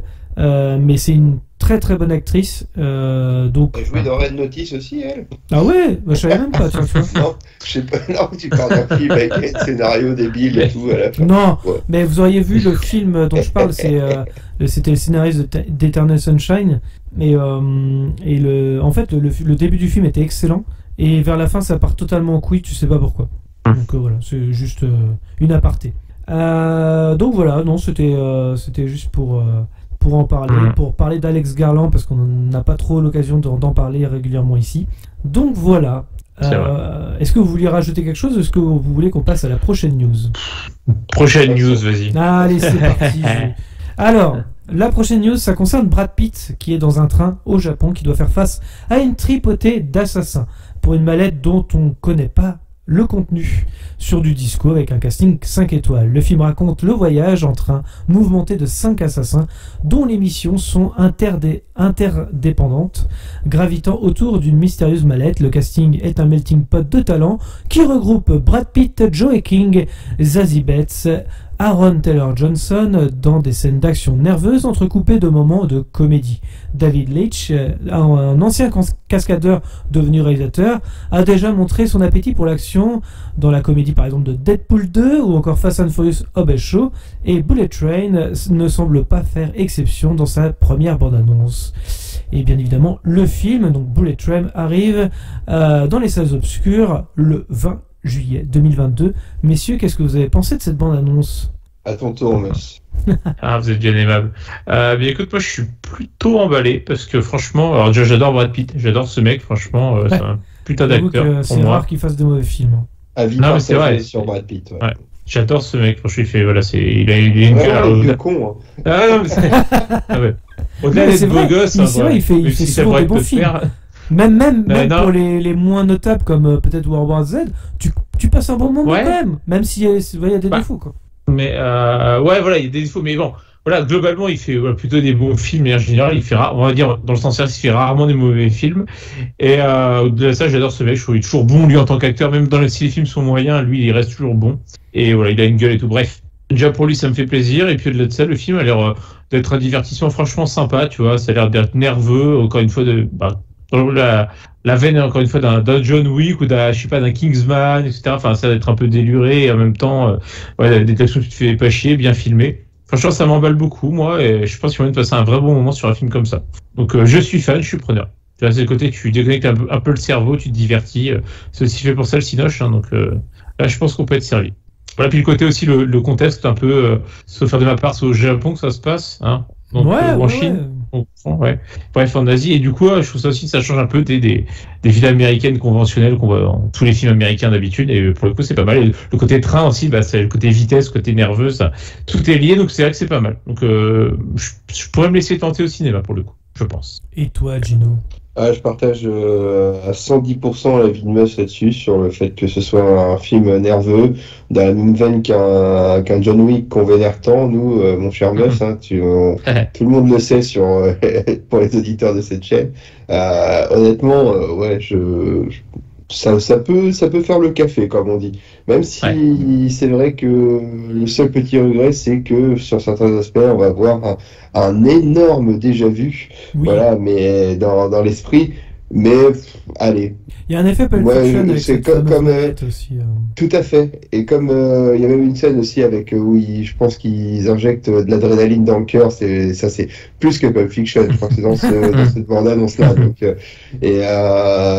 mais ouais, donc j'en conviens que là, je dis toujours que des fois les studios manquent de créativité. Là, je suis prêt à l'accepter. Tu vois, c'est simplement pour le côté comique en plus qui vient se rajouter à ça, donc après avoir les vannes qui seront faites dans ce film. Mais ouais, moi là-dessus, je peux être client, tout à fait. C'est ma cam, c'est mes genres de petits plaisirs coupables. Donc c'est ça. là-dessus, je l'accepte avec grand plaisir. Mais en plus, il aime bien écrire les bonnes punchlines, justement. Ce réalisateur-là, je pense que tu vois, le réalisateur de John Wick, quand même, donc comme on disait, c'est pas rien. Ça a l'air super bien réalisé, les couleurs et tout. Enfin, ça a l'air d'être assez fou. Et le seul petit bémol que je peux peut-être trouver, c'est que j'ai l'impression que les chorégraphies sont un peu plus faibles que dans un John Wick ou dans un Kingsman, mais peut-être du fait du huis clos dans le train. Ouais, ça peut jouer aussi. Hein. Mais ça a certainement, ce petit côté-là, mais hormis ça, non, je pense que ça a l'air d'être un divertissement tout à fait honnête, qui ne semble pas se prendre hyper au sérieux en se disant on est le film de l'année. Non, c'est une comédie, toute simple. C'est ça. Pourquoi pas. Ouais, voilà. Ça se prétend ce qu'il est, c'est-à-dire le film popcorn de l'été. Exactement. Où tu débranches le cerveau, comme disait Mus, ça c'est tout à fait ce genre de film. Ce sera pas un film à Oscar, ni un film à ni un film à Palme d'Or ou quoi que ce soit. Ça le sait très bien. Ça s'assume comme tel et c'est très bien. Voilà. Et comme vous disiez, ça va faire plaisir de voir Brad Pitt. Et voir Brad Pitt dans ce genre de rôle en plus. Ouais, ça fait longtemps qu'on l'a pas vu en plus. Donc depuis 2019, je crois. Et Ad Astra. Once Upon a Time in Hollywood, non? Je sais pas. 2019 du coup. Peut-être. 2019 aussi. Il avait sorti deux films la même année. Donc Once Upon a Time in Hollywood l'été 2019. Puis après il produit à côté. Et septembre 2019. Il est producteur à côté aussi. Alors je suis pas sûr. Ouais. Puis je sais pas là, j'ai envie de voir ça aussi. Ça m'intrigue et je trouvais que franchement la bande annonce c'est très joli en tout cas. Ça a l'air vraiment d'être même les chorégraphies. Alors je suis un peu moins d'accord avec Gino, mais je trouve que les chorégraphies justement fonctionnent plutôt bien juste dans la bande-annonce. J'ai envie d'en voir plus, mais c'est vrai que ça a l'air d'être de faire le café, tout simplement. Je peux en dire plus que vous, parce que je suis d'accord avec ce sera un sujet de débat intéressant entre nous deux là-dessus sur les chorégraphies. Mais mais ça a l'air tout à fait honnête, mais c'est une impression que j'ai sur le fait que le huis clos en fait et les espaces exigus d'un train te permettent pas autant de liberté et de choses un peu plus envolées, voire absurdes, si tu veux, en termes de chorégraphie, quoi. Voilà. C'est marrant de voir justement Aaron Taylor Johnson justement toujours dans des rôles un peu et on le reconnaît jamais ce gars-là en fait. C'est assez fou quand même. Non mais ouais, les couleurs ont l'air très vives et tout. Ça a l'air d'être une direction artistique qui a l'air d'être aux petits oignons quand même. Ouais, mais on sent, ce qui est normal, on sent un peu les fonds verts par moment, mais bon, c'est pas dérangeant, parce qu'après, à côté de ça, ce qui prime, c'est l'action sur un film. On n'est pas dans un film de science-fiction où, effectivement, ce serait quand même plus important. Donc, non, ce sera un bon divertissement, je pense, voilà. On passera 2 bonnes heures devant, et c'est le principal. Et là, on va pouvoir parler d'une autre news avec un film un peu plus générique. Adam à travers le temps, le récit de science-fiction de Netflix qui fera de Ryan Reynolds un voyageur du temps dont la quête le mènera à la rencontre de son père décédé et de son mini-lui de 12 piges dont le but est de sauver l'humanité. Adam à travers le temps, c'est la réalisation et les producteurs de Free Guy, si jamais vous l'avez vu l'année dernière, donc qui rempile pour un blockbuster à la saveur nostalgique des années 80. Sean Levy, qui s'était déjà imposé comme le cadre du blockbuster familial, La nuit au musée, Real Steel, hérite à nouveau de l'une des figures les plus bankable d'Hollywood à offrir à Netflix son nouveau mastodonte après Red Notice. Que vaut donc cette nouvelle bande-annonce, messieurs? Je vous écoute et il sortira pour information le 11 mars 2022. Vivement. Ouais, c'est clair, vivement. J'ai dit, on pourrait passer à la news suivante, quoi, presque. on va être rapide sur celle-là parce que je pense qu'on pense que c'est la même chose. Pour moi, ils ont pris Netflix a pris un Bogle. Ils ont dit, hop, qu'est-ce qui est sorti du Bogle? Il est sorti Looper, Star Wars et Last Action Hero, quoi. Tu vois, je me suis dit, c'est un peu ça. C'est un peu de ça. Il y a un peu d'ici, et puis dans le Bogle avec des acteurs, il y avait qu'un seul nom qui est sorti, c'est Ryan Reynolds, quoi. Chez eux, chez Netflix aujourd'hui, c'est lui qui a la cote, c'est lui qu'on prend tout le temps. Honnêtement. Moins cher que The Rock. Mais je sais, ouais, c'est vrai, exactement. Bien vu. C'est pas faux.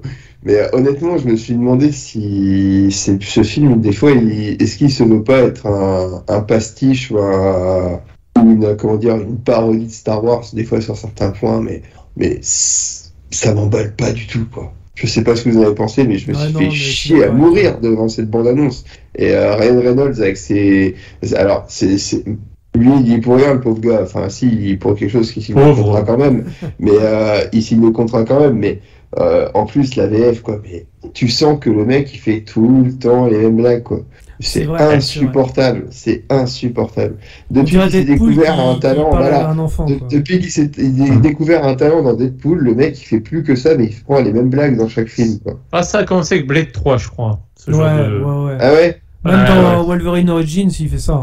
Hein. Ouais. C'était Deadpool, pardon, je suis con. J'ai rien dit. Oui, c'est bon. À l'époque, il faisait pas tranquillou bilou, quoi. Tu vois, comme dans Red Notice. Non, voilà. Faut qu'on arrête de parler de Red Notice dans ce podcast, quand même. Oui, non, on lui fait trop de pub.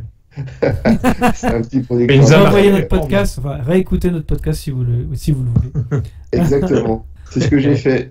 Ouais. Sur Spotify pour faire un petit peu de pub. Voilà. Oui, j'en parlerai en fin d'émission. En effet, on est arrivé sur iTunes. Mais honnêtement, j'ai rien d'autre de plus à dire sur Adam à travers le temps ou je sais pas quoi de tes morts.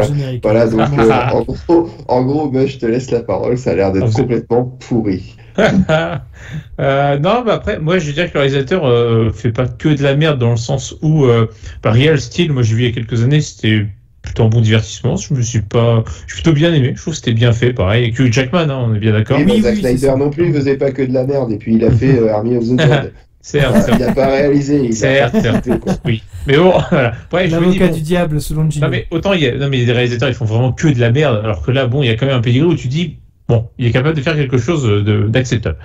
Par contre, bref, pour ce film, le truc, c'est qu'on est tout simplement pas le public cible. Hein. Clairement, là, si on avait 12 ans, peut-être qu'on l'aurait apprécié, 10-12 ans, tu vois. Là, c'est vrai, quand on regarde, ça pioche un peu à droite, à gauche. Après, quand même, une chose que j'ai tendance, c'est... Pareil, c'est bien filmé, encore heureux en 2022 avec le budget qu'ils ont. Ça a l'air propre visuellement, mais le problème c'est que voilà, niveau scénar, ça pioche comme tu l'as dit, Gino, ils ont pioché un peu à droite à gauche. On a mélangé tout ça, puis hop, on a sorti un scénar. C'est vrai que c'est pas foufou. On met de la vanne par dessus comme d'habitude. Rien de rien, on l'a dit, hein, il fait tout le temps le même rôle. C'est Deadpool, c'est Deadpool dans le costume, et au moins vulgaire parce que là on vise plus les gosses évidemment, on sera PG-13. Mais voilà, c'est la même chose. Donc voilà, donc si c'est bien pour les nouvelles générations. Tu vois, t'as pas vu forcément les premiers Star Wars, t'as pas vu E.T., effectivement, t'as pas vu Last Action Hero, ouais, c'est cool, tu pourras passer peut-être un bon moment devant, mais pour des adultes comme nous, avec quand même maintenant une certaine expérience du 7e art, on va dire, j'avoue que non, ça va être pire. Dernière chose, hein, comme je le dis à chaque fois, et on l'a dit en début d'émission, quand il y a le logo Netflix en haut aussi, hein, faut toujours, ça sent toujours un peu moyen, hein, la mission qui en sort, donc voilà. Pareil, je le regarderai pas, je pense. Et tu as raison, j'ai peut-être une vision un peu trop nombriliste de mon cinéma et je ne pense pas à nos chères petites têtes blondes qui découvrent, qui se font leur propre éducation cinématographique et c'est. Béni soit ma jeunesse dans les années 90 avec tout à fait. Voilà, des films qu'on a pu évoquer comme La Station Hero ou autre. Voilà. Voilà, quoi. Donc, ce sera juste un divertissement pour les jeunes et puis je pense que eux ça pourrait les satisfaire, mais les plus vieux cons comme nous, ce sera probablement pas le cas. Ça c'est sûr. C'est moche d'avoir 20 ans aujourd'hui. Hein. T'as eu le Covid, t'as Adam à travers le temps. Ah c'est ça. Ah vraiment, il est pas comme ça. Dieu t'a dit, toi tu vas en chier. Voilà. C'est vrai que pas de courage les jeunes. Courage. Vous allez surmonter à travers le temps. Courage. Vous allez réussir à surmonter le Covid, vous réussirez. On croit en vous. Et toi, Gauthier, du coup en fait, j'en ai rien à branler. Je pense qu'on peut passer à la minute suivante. Okay. Non, mais vraiment, en fait, quand tu vois l'abondance, tu fais. C'est un excellent résumé, Gauthier. Non, mais c'est vrai, c'est du déjà vu. Il n'y a rien de nouveau. Enfin, encore, il y aurait une ambition, une vision. Enfin. Ouais, mais là c'est même pas le cas, c'est juste on a fait un melting pot de tout ce qui a marché dans les années 80-90 et on a fait un petit check-up de tout ça et puis on coche toutes les cases du bon film de divertissement quoi. On sait exactement ce qu'on aura à la fin. Ah oui, tout à fait. C'est comme ça se termine. Oui, ils vont devoir se séparer parce qu'ils ont passé toute une aventure ensemble. Ils ont appris à se connaître, alors que c'est la même personne évidemment. Et puis à la fin, ils vont devoir retourner chacun à leur époque et ça va être le cœur brisé qu'ils vont se séparer, mais chacun aura retiré des leçons de cette aventure. Chacun aura grandi. Tu vois, je regarderai exprès pour savoir si tu as un rôle. Et puis le papa qui a toujours un rôle important dans l'histoire, le papa, on te le met bien dans... Il est mort, donc il va dire, je te l'ai pas dit, j'ai pas eu le temps de te le dire, mais je t'aime mon fils, en mode émotion, c'est déjà saupoudré, enfin c'est tout le temps les mêmes ficelles, on sait ce qu'il y a dedans, il faut juste savoir dans quel ordre, mais voilà, et on sait quand ça se termine. Donc effectivement, pour le bingo aussi, on peut faire à la rigueur. On pourra faire ça peut être sympa. Pour les autres, on peut faire un bingo. On va faire une grille, tu vois. On va dire aux autres un bingo des clichés. S'ils veulent se lancer sur le film, on va leur balancer. Tiens, écoute, j'essaie de faire ça, puis tu pourras le mettre sur Twitter, Gauthier. Ouais. Non, on va faire comme ça. On va faire comme ça. Le bingo Adam à travers le temps. Ouais. Ok, je regarderai juste pour ça, pour faire le bingo. Ok, ça marche. Écoute, je ne jouerai pas au bingo, moi, donc je regarderai pas Adam à travers le temps. Je suis désolé. Bon, on va passer à l'autre news. Peut-être que tu verras ce film-là. Ça marche. On va parler des animaux fantastiques, les secrets de Dumbledore. C'est le 3e opus de ce spin-off et tiré d'Harry Potter, dont personne n'attend l'arrivée, mais qui parvient quand même à se justifier pour quelques raisons qui tiennent de nos plaisirs les plus coupables. D'abord, évidemment, pour avoir encore une bouchée de la Madeleine de Proust de l'univers qui a débuté il y a 20 ans avec Harry Potter à l'école des sorciers, mais également pour ses acteurs qu'on ne boudera pas avec Mads Mikkelsen, Jude Law ou encore Eddie Redmayne au casting. Et si la franchise, sous l'égide de David Yates, a pu manquer de substance durant ces 2 premiers opus, elle semble vouloir relancer la machine avec un grand spectacle magique dans sa nouvelle bande-annonce. Dans ces images, nous retrouverons le casting des 2 premiers volets de la saga, à savoir, entre autres, donc comme je l'ai dit, Eddie Redmayne et Jude Law, mais aussi Ezra Miller, Dan Fogler et Alison Sudol. Se joint donc à cette fine équipe le Gilbert Grindelwald, j'ai toujours du mal à dire son nom, de Mads Mikkelsen, qui dans ces images semble devenir une menace d'une ampleur de plus en plus importante. Les alliés de Dumbledore vont donc devoir se débattre une fois de plus avec des mages noirs et des grosses bébêtes. La bande-annonce qui excitera certains des fans de l'univers, mais qui ne rassurera pas forcément ceux qui ont déjà souffert devant les 2 premiers laborieux films opus de la saga spin-off. Pour savoir ce qu'il en est, le film sortira le 13 avril prochain. Messieurs, vous en avez pensé quoi de cette bande-annonce? Et surtout, est-ce que vous avez vu les 2 premiers? Honneur à toi, Meus. Alors, moi, je ne l'attends pas, tout simplement parce que je n'ai pas vu les 2 premiers. Je ne suis pas un grand fan de l'univers d'Harry Potter. Je l'ai découvert sur le tard, donc c'était il y a un peu plus d'1 an maintenant. Ouais. Bon, après, je pense qu'en découvrant l'univers, adulte, forcément, j'accroche. Moi, je comprends ceux qui aiment l'univers, parce que quand t'as grandi avec les livres et tout, t'as grandi avec les personnages, donc forcément, tu t'identifies beaucoup plus. Donc je comprends tout à fait qu'on aime l'univers, il n'y a pas de souci là-dessus. Donc moi, c'est pas le cas, comme je le disais, et donc je ne suis pas accroché plus que ça. C'est pour ça que j'ai pas vu les Animaux Fantastiques, le 1 et le 2. Et malgré un casting intéressant, effectivement, même si je regrette le départ de Johnny Depp, parce que pour ce qui lui est arrivé, je trouve que c'est un peu dégueulasse au passage. Après, Mads Mikkelsen, ça reste un super acteur, que qualitativement, il perd pas au change, mais voilà, sur le principe, je l'ai pas trop aimé. Et au-delà de ça, non, ce 3e opus, voilà, comme les 2 premiers, ne m'intéresse pas. Tant mieux pour ceux qui aiment l'univers Harry Potter, j'espère qu'ils vont aimer ce 3e opus. Bon, comme tu l'as dit, apparemment, les 2 premiers, c'était pas la folie furieuse non plus. C'est surtout, je vais en parler à Gino en off, mais ça raconte pas grand-chose. Ouais, c'est ça. C'est faire pour faire. Ouais. C'est un peu la version, c'est un peu l'équivalent, proportion gardée, mais du Hobbit pour le Seigneur des Anneaux, quoi. On va le faire parce que voilà, c'est une prolongation de l'univers, mais bon.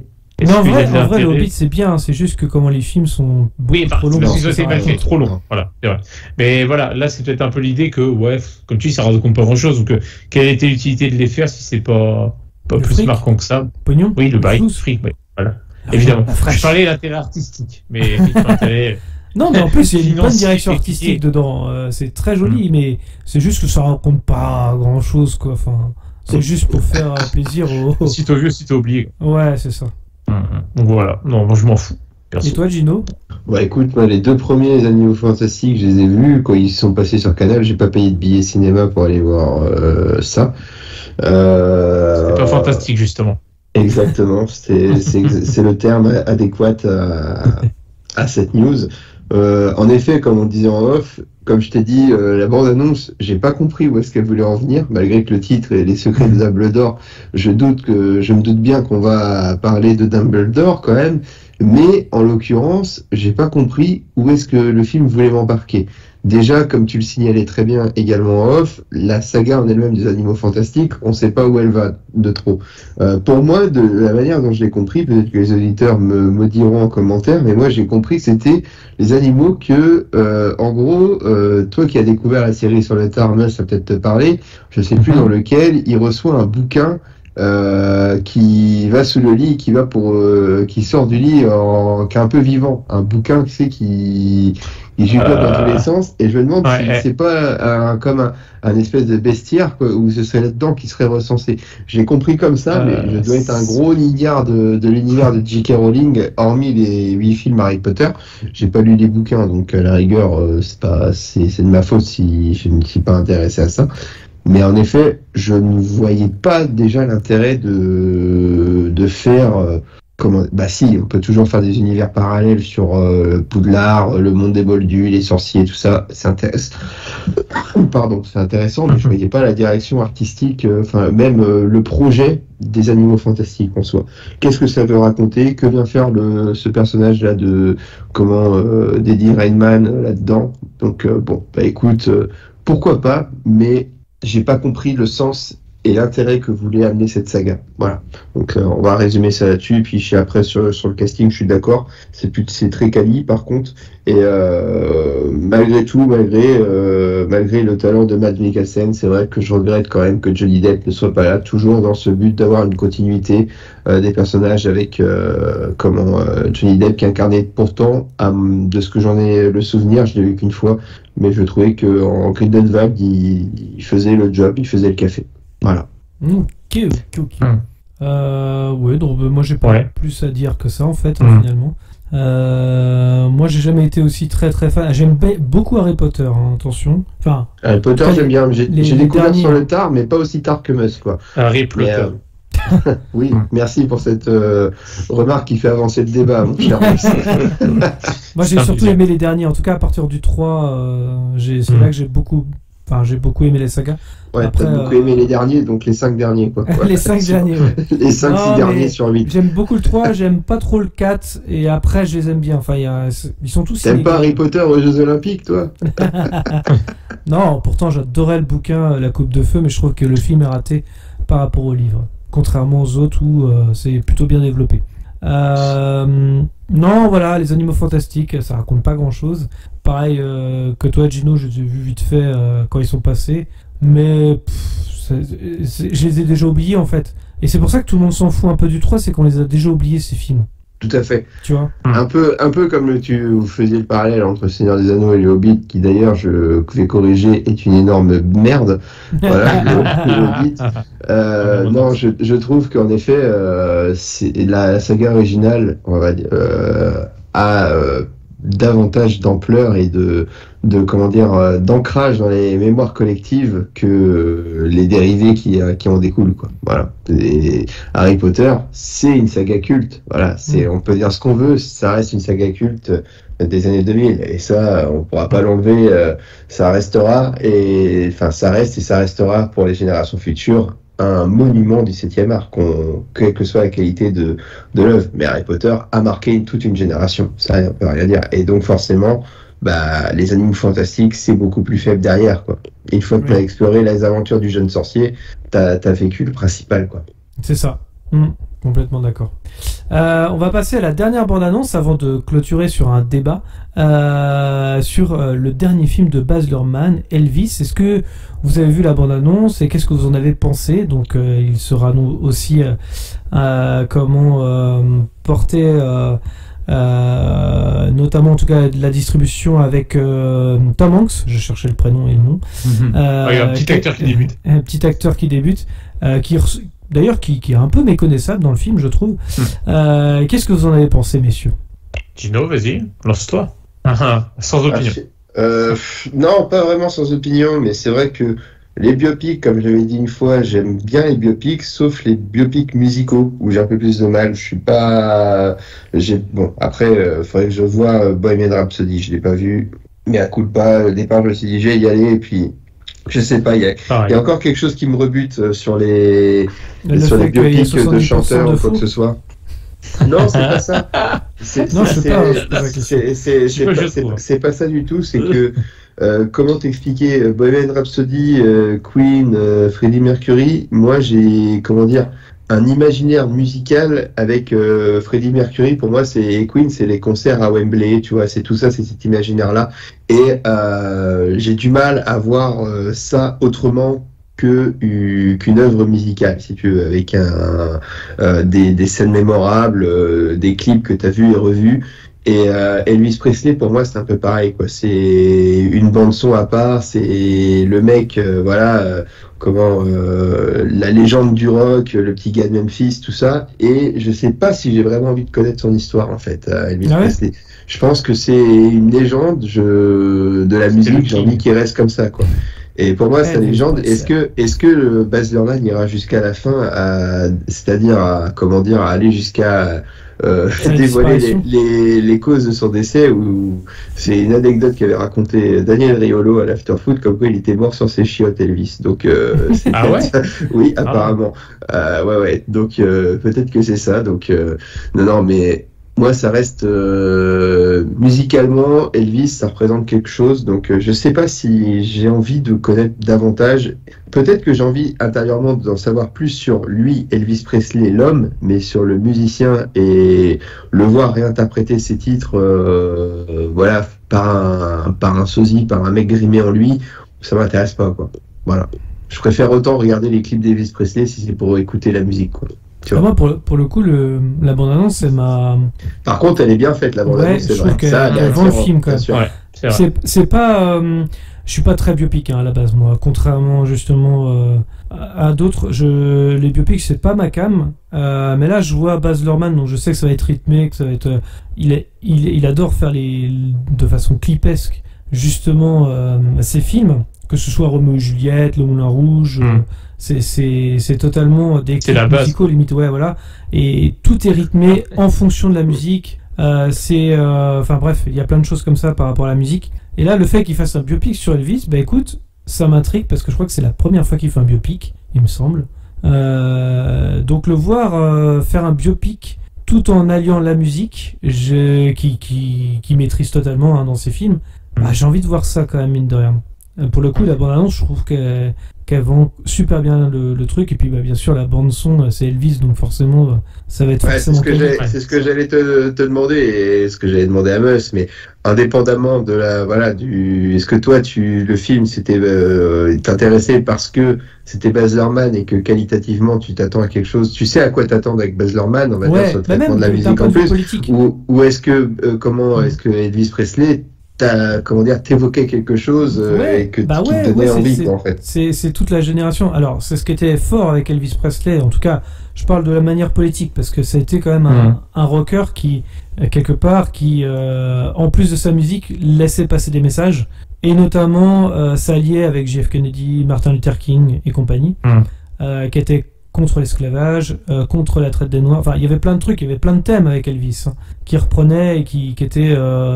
Bah justement, c'est ça qui est intéressant avec ce personnage-là, c'était le mec blanc, un petit peu rocker, un petit peu, comme on dit déjà, à la manière de Grease, mais un peu rebelle, vous voyez. Et en fait, avec des bonnes convictions, un bon fond, qui faisait avancer... alors, il n'a pas forcément fait avancer l'histoire, mais il y a participé. Et ça va être intéressant pour le coup dans le biopic. Parce que un biopic... sur un personnage qui a fait des choses extraordinaires, ça, il y en a à tous les coins de rue, malheureusement, dans le cinéma. Mais Elvis, ça a été pratiquement toute sa vie. Et c'est ça qui est intéressant, c'est que je pense qu'on va pas s'ennuyer, parce qu'il a fait beaucoup de choses, en fait, en vrai. Que ce soit par l'intermédiaire de la musique et d'un point de vue politique. Ouais. Oh, bah oui. Après, faut voir, encore une fois, comment ça va être narré, tout ça. Voilà, c'est ça. C'est ça. À quand le biopic sur Kinvey, quoi. Ah bah. Non, mais tu vois, il y a beaucoup de choses à dire. T'as des biopics, tu vois, genre, je vais reprendre J. Edgar. Je sais pas si vous l'aviez vu, ce biopic-là. Je l'ai en Blu-ray, mais j'ai jamais regardé. Ou Jackie, ou. Enfin, bref, c'est des biopics, c'est super chiant. Il se passe pas grand-chose, en fait, en vrai. Et d'un autre côté, il y a des biopics que j'aime beaucoup, comme Harvey Milk. Et d'autres biopics qui étaient vraiment intéressants parce qu'ils ont fait sur une bonne partie de leur vie quelque chose d'intéressant, mais pas tous. Donc, c'est Aviator, tu le considères comme un biopic? Ouais, Aviator, c'est un biopic. Oui, c'est bien. Aviator, mais c'était pas mal ça encore, parce que lui c'est pareil. Oui, non, c'est pour ça que quand tu cherchais des bons biopics, je me suis demandé si tu le considérais comme tel. Parce que ça fait le bon et le mauvais chasseur. Mais c'est vrai que dans le cinéma, il y a le bon et le mauvais biopic, dans le sens où... c'est quoi la différence entre le bon et le mauvais biopic? C'est pas que sur un sujet. Tu vois, J. Edgar, c'était comment il a réorganisé le FBI. Waouh, super. Si c'est ça, on va se faire chier. Hein. Le mec, il trie des fiches dans tout le film. Oh bah super. Ça te fait une belle jambe. Mais voilà. Ouais. Il donne encore moins envie de le voir, du coup. C'est. Mais Elvis, par contre, ouais, ça donne envie, quoi. J'espère juste l'effet. Enfin, j'espère que ce sera pas un effet Bohemian Rhapsody. Pour le coup, je vais rebondir sur ce que tu disais, Gino, dans le sens où j'ai envie que ce soit un petit peu moins romancé. Parce que le biopic Bohemian Rhapsody, t'as 70% des keufs qui est faux. Hein. Pratiquement tout ne s'est pas passé comme ça avec Queen. Hein. Donc voilà. C'est pour ça que si je me permets de rebondir sur le sujet, c'est pour ça que moi j'aime pas les biopics de manière générale, parce que, enfin, tu l'as dit toi-même, c'est romancé à fond. En fait, moi personnellement, c'est comme ça que je vois les choses. Je veux en savoir plus sur quelqu'un. Je préfère regarder un documentaire qui est fouillé, qui va dans les détails, avec des images d'archives, que de voir un biopic hyper avancé. Déjà, Bohemian Rhapsody, je l'ai pas vu, mais j'ai vu des extraits.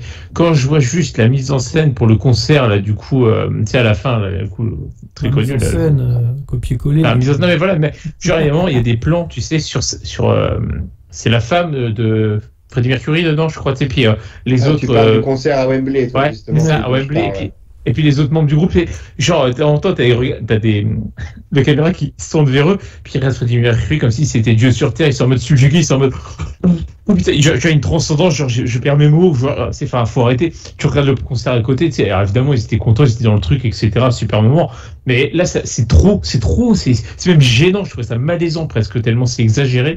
Et, ça me saoule, et c'est ça en beaucoup de trucs, comme tu dis, Gauthier, c'est-à-dire que, c'est aussi l'art de toujours mettre en avant les bons côtés, de l'artiste, et les mauvais côtés, on en met quelques-uns pour montrer que c'était quelqu'un quand même qui avait de la personnalité, qui avait du relief, mais on va pas trop en mettre non plus, quoi. Tu sais, typiquement, je mets une bille dessus, on verra, je vais pas m'avancer, mais si vraiment Elvis il est mort sur les chiottes, je vous mets une bille tout de suite que ce sera, je sais pas s'ils vont aller jusqu'à sa mort, mais s'ils y vont, ce sera pas du tout mentionné comme ça, je vous mets une bille tout de suite.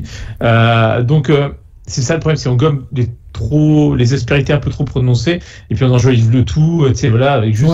c'est ça que j'ai un peu peur. Je sais pas si ça va être le cas, parce qu'il y avait le producteur, donc, qui est joué par Tom Hanks, qui a l'air d'être quand même super présent, et ça c'est vrai que ça s'est vraiment passé comme ça. Ouais. Je trouvais que pour l'instant, j'ai pas vu de choses... voilà, je sais que Queen, je vais regarder beaucoup de documentaires, c'est pour ça que quand je vais voir le film, t'as vu la différence? J'ai vu une différence, entre guillemets, même si j'ai aimé le film, parce que je sais qu'il ne raconte pas... c'est pas le propos du film, hein, par Bryan Singer, c'était plus sur les non-dits, tout ça, c'est ça qui était intéressant avec Bohemian Rhapsody. Mais là, avec Elvis, j'ai envie de... Comme c'est quelqu'un qui est beaucoup plus vieux, tu vois... j'ai envie d'en connaître plus, et que ce soit vraiment, comme tu dis, presque un documentaire. Là, ce sera intéressant. De toute façon, ça te plaira pas, parce que toi, connaissant tes goûts, tes biopics préférés qui étaient Jean-Philippe et Fatal, c'est quand même... Sacré biopic. Ah, c'est super, Jean-Philippe et Fatal. Aïe. Mais ouais, donc, ça a l'air bien fait. Par contre, je précise, effectivement, je suis d'accord avec vous, la bande-annonce, c'est bien fait, et je pense qu'à ce niveau-là, il n'y aura pas de problème, ce sera de la qualité. Mais il y a des frissons avec la musique, hein. Franchement, là, pour le coup, j'aime beaucoup.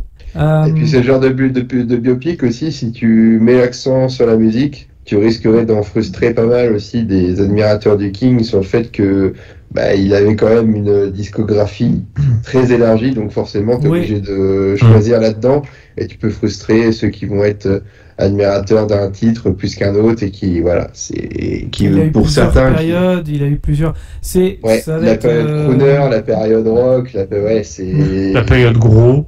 Exactement. Ouais, c'est vrai. La période Las Vegas, tu vois, c'est la période pote de Loana et tout, quoi. Tu vois, D'ailleurs, ça vous a pas fait ça, moi, ça m'a fait bizarre quand j'ai vu la bande-annonce, parce qu'il y a. Vous vous rappelez de Forrest Gump quand Bah, oui. avec la scène où il voit Oui, Elvis. exact. Comment tu fais, petit? Vas-y, Ouais, comment comment tu fais, ce petit? Et je trouve ça trop drôle de Est-ce que de la voir vérité Tom sera Hanks rétablie là-dedans, en Hanks, fait. Ouais. c'est vrai. Et que ce sera Forrest Gump qui aura appris ce qu'on Oui, va le c'est faire. ça. Voilà, c'est ça m'a génial. fait rire. Ouais. J'ai fait, ah, non. Bien vu, Je sais j'avais pas- pas pensé à ça. Je Ouais. sais pas si c'est un Mhm. clin d'œil, mais je trouvais Ouais, ça c'est pas mal, effectivement. Alors, on va pouvoir passer au dernière news. En tout cas, c'est pas vraiment une news, c'est plus un débat. Vous allez me dire ce que vous en pensez. Est-ce que le cinéma est-il devenu trop cher? Pour beaucoup, aller au cinéma représente un investissement dispensable, une dépense excessive. Mais qu'en est-il vraiment? Est-ce que la salle est vraiment morte? Depuis l'avènement des plateformes, la suprématie des salles de cinéma est sévèrement remise en cause ou en question. Accessibilité, tarifs et modernité semblent faire pencher la balance en faveur des services proposés par les géants que sont devenus Netflix, Amazon, Disney+, et autres. Mais la salle de cinéma a-t-elle pour autant donné son dernier mot? Aller voir un film en salle coûte-t-il si cher que ça? Et justement, je voulais en débattre avec vous, messieurs. Qu'est-ce que vous en pensez par rapport à ça? Est-ce que c'est devenu vraiment quelque chose de très cher ou pas du tout Bon, bah, je me lance, hein, écoute, hein, j'y vais. Je dirais oui et non, en fait. C'est-à-dire que c'est un budget que tu vas voir dans certaines salles. C'est vrai que t'as des grandes chaînes de cinéma. Des fois, tu arrives à facilement 15 € la place basique. Quand tu fais, non, mais c'est hallucinant pour le film. Si que le film en plus soit mauvais, tu l'as bien à travers de la gorge. Et puis j'imagine aussi, pour les familles, tu veux te faire juste un resto ciné, ne serait-ce que t'es 4, bah, ça monte cher en plus du resto, justement. On fait une croix sur les vacances à Granville, quoi. C'est ça, exactement. C'est ça, ou à Dunkerque. Et Grandville. Donc voilà, donc dans un sens c'est cher. Il faut pas oublier que derrière aussi, notamment en France, il y a évidemment ceux qui ont fait le film à rémunérer, mais il y a aussi le distributeur, aussi nous on finance donc via le CNC d'autres œuvres derrière, etc. Il y a une certaine redistribution qui se fait par la suite. Donc il y a tout un truc derrière aussi. Le prix d'un ticket de cinéma. Là où par contre on peut faire des économies, et c'est pour ça que j'ai dit oui et non, c'est au pire se rabattre sur les salles plus petites du coup, parce que je parlais des grandes chaînes de cinéma. Donc l'inconvénient c'est que souvent il faut attendre un peu plus de temps pour voir le film, mais bon, on peut trouver facilement des films à 4-5 € du coup, ce qui est quand même un peu plus raisonnable.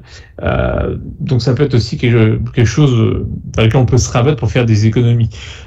Donc voilà, je comprends que c'est cher, moi aussi je le trouve, hein, surtout que comme je dis, on n'est jamais sûr avant de la qualité du métrage qu'on va voir, mais pour autant voilà, faut aussi choisir son organisation, je dirais. Voilà, si on se dit je suis prêt à attendre 2 semaines par exemple pour le voir dans un cinéma plus petit, moins cher, bah autant faire comme ça, quoi. Des fois, ça peut être aussi une solution de repli.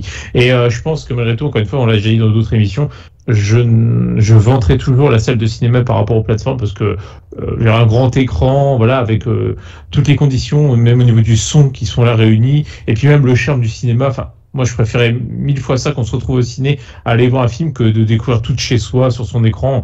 Je trouvais ça d'une tristesse et c'est un peu la société de consommation que je n'aime pas. Donc voilà, je vanterai toujours les salles obscures, quoi qu'il arrive. Et voilà, mais on peut dénoncer le prix de certaines enseignes, effectivement. Voilà, messieurs. Oui, le cinéma est cher en soi. La chanteuse. On regarde. Difficile d'enchaîner. Difficile d'enchaîner là-dessus. Le cinéma est cher, beau. Oui, exactement. Private joke, exactement. Je lancerai mes chaînes, en effet, de cinéma. Non, en effet, je trouve que le ciné est cher d'un point de vue budget moyen des ménages en France, si je me tiens au marché français.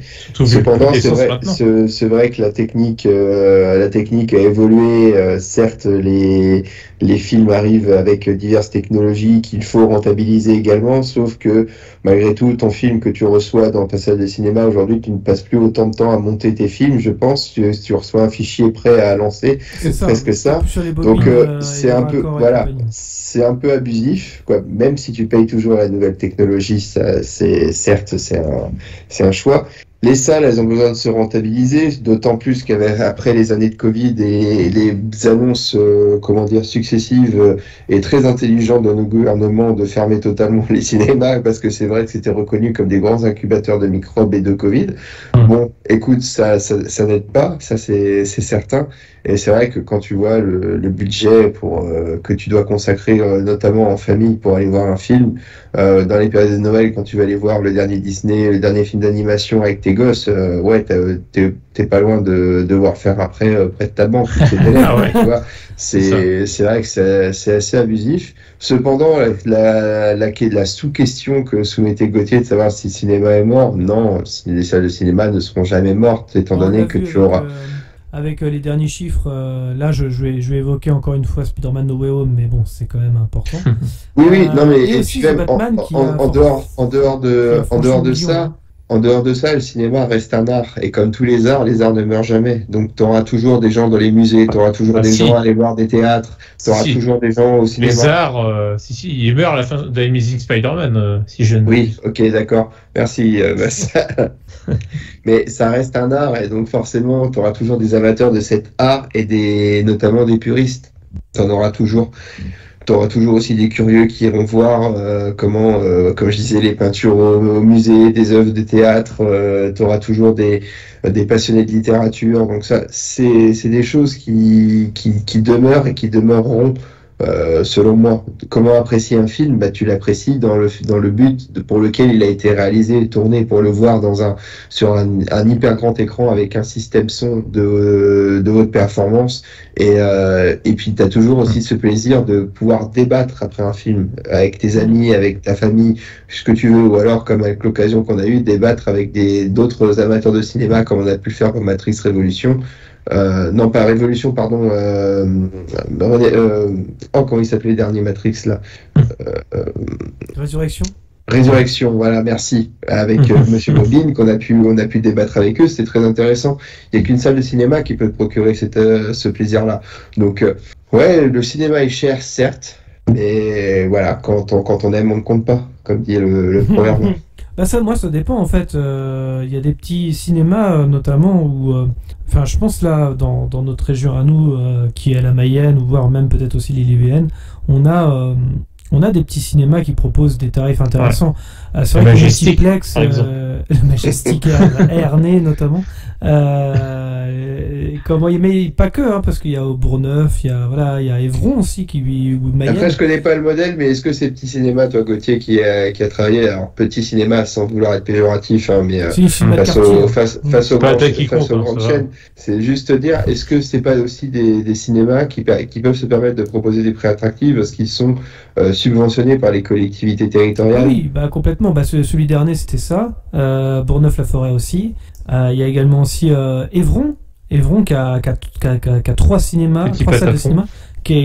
Franchement, le cinéma, il est ultra classe. Celui de Mayenne aussi qui a été refait il n'y a pas très très longtemps. C'est vrai que c'est des petits cinémas qui, c'est grâce à la ville qui vivent, on va dire, et qui, comme vous disiez, se permettent des tarifs plus attractifs. Et en fait, finalement, je pense, au lieu d'aller dans des multiplex et compagnie à 9 balles, voire 12 balles la séance, peut-être privilégier ces petits cinémas. Certes, ils proposent moins de films, mais après, il faut juste comment regarder la programmation, parce qu'en général, ils passent tous les films. C'est juste à des moments peut-être moins intéressants, on va dire, mais où on a une place de cinéma entre 5 et 6 euros, quoi. Voire peut-être moins pour certaines séances. Le défaut en fait des grands groupes, quand on est citadin, moi qui ai vécu dans 2 villes à taille importante, Nantes et Lyon, c'est que c'est vrai que quand tu vas au cinéma de manière isolée, t'as toujours des petits cinémas de quartier, ça existe, mais t'as la facilité d'aller dans les Gaumont, les Pâtés Gaumont, ce genre, ou les cinémas UGC.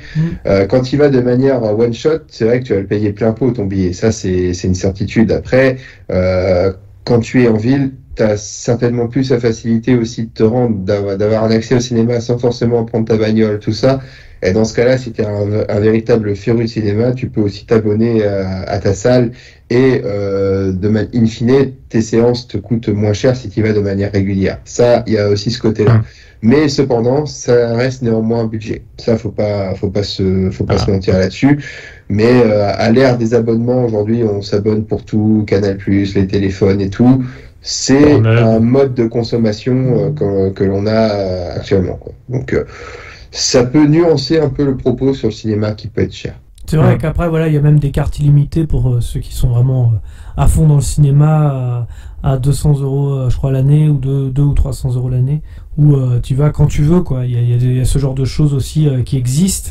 Mais là, il faut vraiment être assidu, hein, quand même. Ouais. Mais je sais qu'il y en a, par exemple, des étudiants, notamment, on va parler des étudiants, avec le Pass Culture, ça fonctionne. Oui. Et c'est pas le Pass Culture que nous on avait à l'époque, hein. Là ils peuvent s'en acheter des mangas avec ce qu'il a fait Macron, visiblement, puisque comment on peut prendre justement un truc illimité dans un Gaumont, notamment, là je pense à celui de Rennes, où le Pass Culture par exemple fonctionne. Donc c'est toujours intéressant après de voir quand on est étudiant pour avoir accès à la culture. La culture. Ce sont des belles initiatives, hein, mine de rien, elles sont à saluer, ces initiatives-là pour la culture populaire. Je trouve ça intéressant. Voilà. Ouais, parce que nous, on avait à l'époque, en tout cas, notre Pass Culture à nous, on avait payer une place de, on va dire, de festoche, hein, je crois, c'est tout, hein. Il me semble, hein, à l'époque. Ouais, c'est possible. Et là, tu t'imagines quand même le Pass Culture qui donne un accès quand même illimité au cinéma. Putain, j'aurais adoré avoir ça à l'époque. Exactement, je suis d'accord avec toi. Donc voilà, en tout cas les jeunes qui nous écoutent, les étudiants, n'hésitez pas à faire ça. Si jamais vous voulez justement avoir des places illimitées au cinéma, c'est toujours un peu intéressant. Est-ce que vous vouliez rajouter quelque chose par rapport à ça, hein, par rapport à ce que le cinéma est devenu, s'il est devenu trop cher ou pas? Non, mais juste, allez-y en fonction de vos moyens, quoi, et puis de vos plaisirs, de vos envies. Exactement. Soyez sélectifs.